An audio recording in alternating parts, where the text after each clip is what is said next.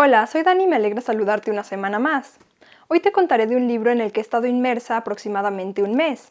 Una historia que a mi parecer puede considerarse de terror, con personajes que están a la altura para representar a toda una cultura. Fahrenheit 451 de Ray Bradbury.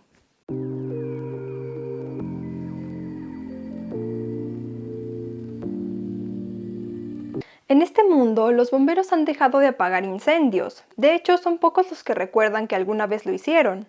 Ahora se encargan de provocarlos. Dirigen sus mangueras de queroseno hacia las futuristas e inflamables casas con el propósito de destruir todo pensamiento escrito, toda esperanza de ser diferente de un molde masivo, y con ello volatilizar toda melancolía, revoluciones y felicidad que la literatura puede provocar. Me parece que un punto de partida adecuado es preguntar: ¿por qué se queman los libros en esta sociedad del futuro? Si regresamos en la historia, encontraremos muchos sucesos de este tipo. Por ejemplo, la trágica quema de códices en la conquista, el desafortunado incendio de la Biblioteca de Alejandría, de la Reserva Privada de Hipatía o de las obras de autores judíos en la Alemania nazi. La causa detrás de esta medida suele ser la privación de un conocimiento y de la distribución de ideas sobre un tema determinado, es decir, el ataque a la libertad de expresión a fin de prevenir lo que ciertas ideas pueden provocar. Los libros son un blanco repetido porque, como dice el capitán Beatty, no hay dos que digan lo mismo, o en palabras de Neil Gaiman, las ideas escritas son especiales. Son el vehículo con el que transmitimos nuestras historias y nuestros pensamientos de una generación a otra. Y por último, en las de Faber, revelan poros en la cara de la vida. La gente cómoda solo quiere ver rostros de cera, sin poros, sin vello, inexpresivos. Tras estas aportaciones, notamos que hay características fundamentales de los libros que determinan su importancia. Estas pueden ser tres según Faber, un buen amigo de nuestro protagonista. Primero, la calidad de la información, relacionada directamente con los poros, dicho de otra manera, con el número de pormenores vivos en un centímetro cuadrado de hoja. Faber dice que los buenos escritores tocan a menudo la vida, los mediocres la rozan rápidamente, mientras los malos la violan y la abandonan a las moscas. En segundo lugar, se necesita ocio para pensar y digerir lo leído, tiempo para refutar o estar de acuerdo con ello. Esta es mi parte favorita de leer, el aprendizaje y la reflexión que lo acompañan. Por último, el tercer requerimiento es el derecho a obrar de acuerdo a lo que nos ha enseñado la interacción de las otras dos, y yo agregaría la abolición de querer hacerlo. Tras abordar la magia e importancia de los libros y formar una idea general sobre por qué se queman en el futuro distópico de Bradbury, entraré al argumento de la novela y la descripción de los personajes para proceder al punto de similitud entre Fahrenheit 451 y Un Mundo Feliz de Aldous Huxley. En este mundo, el entretenimiento de masas ha consumido la sociedad hasta el punto de limitar el pensamiento al mínimo, lo suficiente para que sus habitantes no puedan recordar cuándo conocieron a sus parejas y solo hablen entre sí sobre programas televisivos, o para saber si hay suficiente dinero para comprar una nueva pantalla. Como te comenté brevemente en el último video, el protagonista de la novela es Guy Montag, un bombero que siempre ha tenido una sonrisa en el rostro, pero que después de conocerla de su joven y libre vecina, Clarice McClellan, descubre que la suya no es verdadera. Hacía tiempo que Montag pensaba que algo raro pasaba. Lo sentía en el fondo de sí y lo veía reflejado en sus traicioneras manos. Pero fue hasta conocerla, escucharla y platicar con ella, que su reflexión despertó, y como imaginarás, aquel suceso cambió la vida como la conocía. En las páginas consecutivas seguimos el camino de Montag para liberarse de la anestesia colectiva, a la par que conocemos su mundo y otros célebres habitantes. De esta manera llegamos a los personajes, y pese a no tener previsto incluir spoilers, si no has leído el libro te recomiendo saltar esta parte para evitar influir en tu percepción sobre ellos. Comenzaré con mi favorita, Clarice McClellan. Según sus palabras, ella tiene 17 años y está loca. Una descripción corta y acertada. Es una persona libre, de mente y alma. Una chica sabia que disfruta hacer preguntas y caminar en la naturaleza. Alguien que admite tener miedo y conoce el significado de un diente de león bajo la barbilla. De cierta forma se parece a Anne Shirley, pero no por completo. Clarice tiene a su vez una energía muy especial que maravilla tras saber poco sobre ella. Después encontramos a Faber, un ex profesor universitario que vive con miedo y sobrevive con pequeños fragmentos escritos. Un amplio conocedor de los libros, que ante el temor de perderlos frente a las llamas, prefiere esconderlos y asegurarlos a compartirlos. Siguiendo esta línea también conocemos a Granger o Granger y sus acompañantes, a su vez profesores universitarios y autores que viven en la periferia de la ciudad, manteniendo un perfil bajo respecto a lo que saben para poder protegerlo, y en un futuro que esperan sea cercano, poder compartirlo con los demás. Ellos son hombres que son cubiertas de libros y caminan horas y horas, enunciando fragmentos de vez en cuando. Por último tenemos a Mildred, la esposa de Montag, quien es un claro ejemplo de la ciudadanía utópica y refleja sus ocupaciones y respuestas, y al capitán Beatty, el más peligroso de todos, un hombre con acceso al conocimiento que solo lo utiliza para su beneficio y se encarga de destruir los puentes que pueden conectarlo con los demás. Ahora llegamos a los puntos en común entre Un mundo feliz de Aldous Huxley y nuestro libro del día. Cuando recopilaba las cosas que quería contarte al respecto, noté que eran demasiadas para incluirlas todas en el video de hoy. Por ello decidí hacer otro con estas cuestiones, de manera que esta sesión no se sobrecargara y pudiera hablar extendidamente sobre esta materia. Así podrás ver un video exclusivo sobre Fahrenheit 451 hoy y otro sobre sus puntos en común con Un mundo feliz en 2 semanas.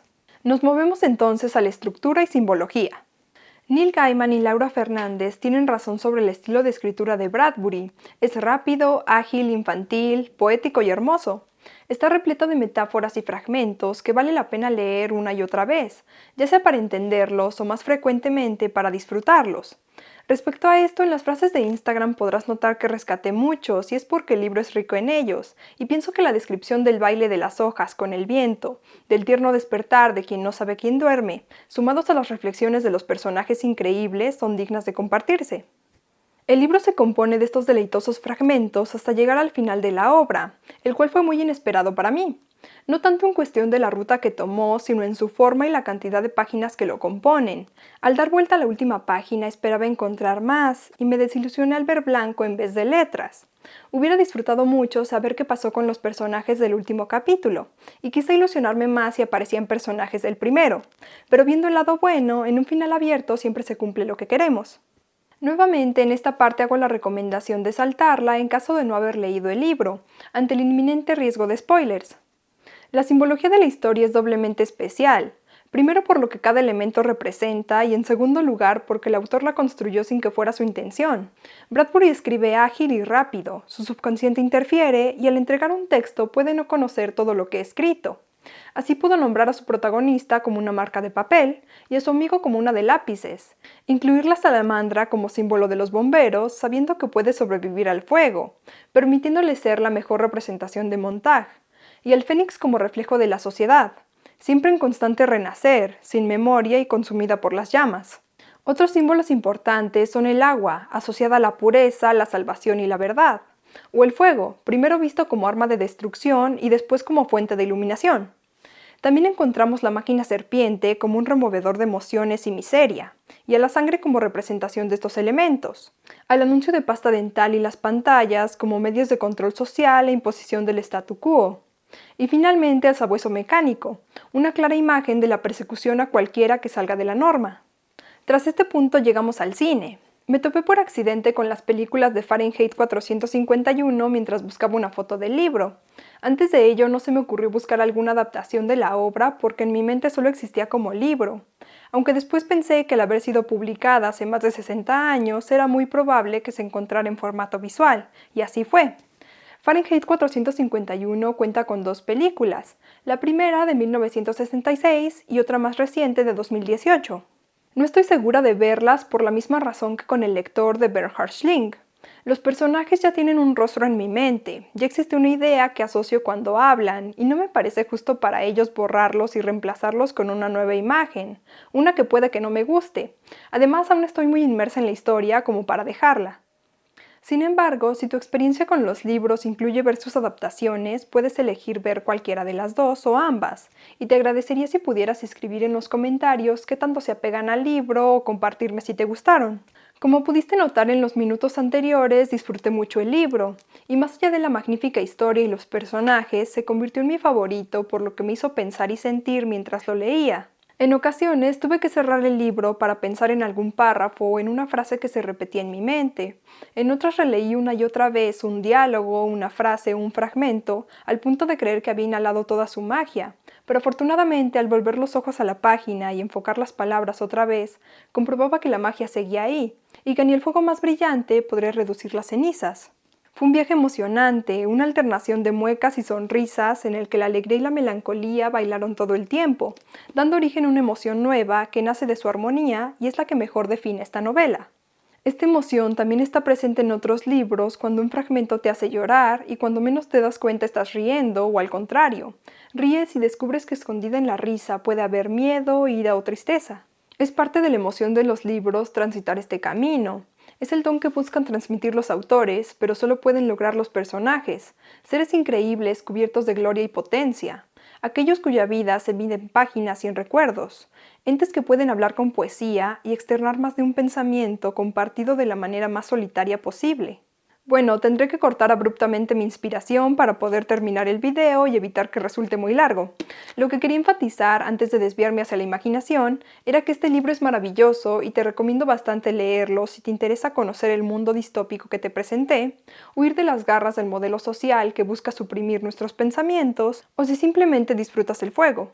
Y antes de olvidarlo, también quería decirte que en la edición que yo tengo, además de Fahrenheit 451, puedes encontrar al principio un prólogo de Laura Fernández y una introducción de Neil Gaiman sobre el proceso de escritura de la novela, su periodo histórico y algunas particularidades para entender los escritos que hablan sobre el futuro, además de 3 cuentos cortos de Ray Bradbury seguidos de la obra estelar. Estos son Fénix Brillante, predecesor de Fahrenheit 451, El Parque de Juegos, una terrorífica percepción de la infancia, en conjunto con Y la Roca Gritó, un relato donde las minorías son mayoría y la raza dominante durante toda la historia vive sus últimos momentos. Si ya leíste el libro, viste las películas o gustas hacer alguno de los dos, te leo en los comentarios. Y si quieres saber más sobre la historia, te dejo algunos recursos extra en la caja de la descripción. Gracias por acompañarme hoy y escuchar mis pensamientos dispersos sobre uno de mis libros favoritos. Cuídate, nos veremos pronto. Hasta la próxima.